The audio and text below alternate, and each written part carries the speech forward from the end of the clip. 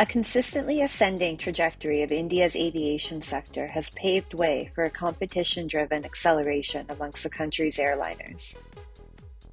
Akasa Airline, the country's latest entry into an established and competitive airline industry, set off its commercial operations with its first flight on the Mumbai-Ahmedabad route.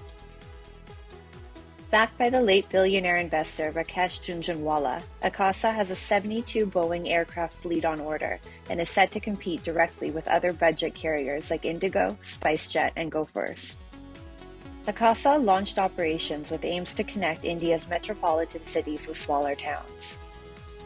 Their strategy was created in line with the government's regional connectivity scheme, which was designed to make airline travel available to common citizens at affordable prices. In the last 5 years, we have grown from 2013-14, almost 6 crore passengers to almost 14.5 crore passengers. We forecast by 2027, India will have 40 crore passengers per year. That's the kind of phenomenal growth. And if that phenomenal growth has to be made possible, it can only be made possible by a number of players coming into the sector. Currently, there are 9 scheduled airlines operating in India, the biggest being Air India, IndiGo, SpiceJet, AirAsia India, Go First, and Vistara. In a major challenge to the existing players, in January of this year, the Tata Group secured control of the state-run carrier Air India in a $2.4 billion USD equity and debt deal, ending years of struggle trying to privatize the financially troubled airline. 3 years after being grounded due to a cash crunch, Jet Airways is also back in business as well.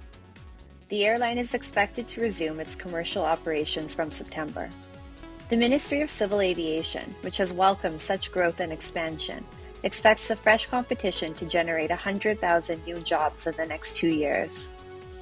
Travel restrictions during the coronavirus pandemic had severely affected the industry. With the easing of restrictions, India's domestic air travel has made a sharp recovery, with airlines flying over 57 million passengers in the first half of this year, up by 238% from last year. India is seeing a phenomenal revival. Post-COVID restrictions, though the industry started very slow, but it picked up the momentum and it's in full swing. If you see that aviation market, Indian aviation market, is the 4th largest next to US, China and the UK.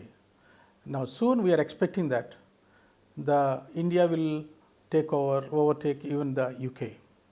Now government, because of the UDAN scheme, airlines started operating more than 600 routes, and because of this, more than 10 million people have benefited, and it's expected next 2 years it will double more than the present figures of 10 million. Observers say the sky is the limit for the aviation sector in India. The Airports Authority of India, the implementing agency, has awarded 948 routes under the Regional Connectivity Scheme, from which 405 routes involving 65 airports have been operationalized as of March this year. With more routes and airports opening up, the airline industry is set to witness robust growth. This brings more investment opportunities for the country, thereby also enhancing the employment potential as well. This is another rapidly developing story of Brand India.